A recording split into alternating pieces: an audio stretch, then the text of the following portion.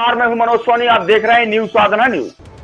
महाराजा छत्रसाल बुंदेलखंड विश्वविद्यालय छतरपुर में आज पंचम भव्य दीक्षांत समारोह संपन्न हुआ। इस अवसर पर मध्य प्रदेश के राज्यपाल मंगू भाई पटेल मुख्य अतिथि के रूप में उपस्थित रहे।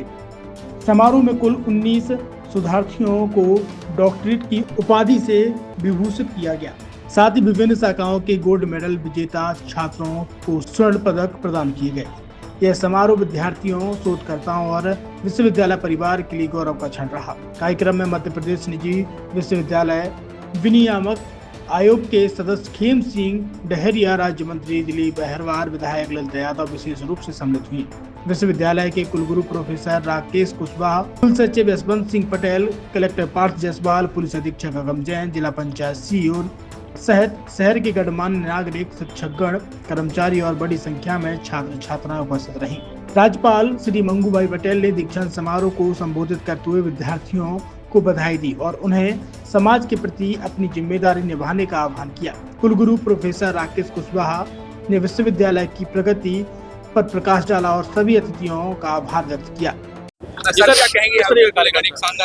कार्यक्रम बहुत भव्य और गर्मापूर्ण तरीके से संपन्न हुआ, जिसमें विश्वविद्यालय के सभी छात्र छात्राओं, प्रोफेसर्स, सभी कर्मचारियों का और विशेष रूप से हमारे जो नई कार्य परिषद गठित हुई है उनके माननीय सदस्यों का योगदान रहा, जिससे गर्मपूर्ण आयोजन समयबद्ध तरीके से पूर्ण हुआ। कितने बच्चों को उपाधि दी जाएगी? इस विश्वविद्यालय ने पहली बार रिसर्च के क्षेत्र में 19 बच्चों को उपाधियां से विभूषित किया, जो पहली बार पीएचडी करके इस विश्वविद्यालय से पास आउट हो रहे हैं। इसके अलावा 48 ऐसे छात्र छात्राएं थे जिन्होंने प्रावीण्य सूची में अपना स्थान प्राप्त किया था।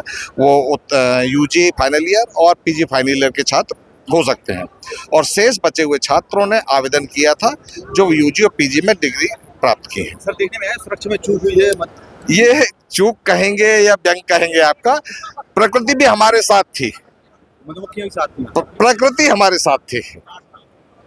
छतरपुर के एम के कार डेकोरेशन ने छतरपुर जिले के लोगों को एक नई सौगात दी है। अब आपको अपनी कार में सीएनजी लगवाने के लिए कहीं भटकने की जरूरत नहीं है, न दिल्ली, न इंदौर, न झांसी। अब यह सारी किटें आपको छतरपुर में ही मिलेगी, वो भी कम दामों पर और होनहार मिस्त्रियों के द्वारा। यह किटें छतरपुर के नौगांव रोड पर एम के कार डेकोरेशन के संयुक्त प्रतिष्ठान पर लगाई जाएंगी, वो भी कम दामों पर, ज्यादा माइलेज के साथ। एम के कार सीएनजी फिटमेंट 2 कंपनियों की किटें लगाती है, गैस्टिक इटली और दूसरी मिजो कंपनी की, जिसमें BS4 पर लगभग 50,000 रुपये का खर्च आता है, तो BS6 में लगभग 60,000 रुपये का खर्च आता है, लेकिन आपको दुगने पैसे की बचत भी होती है।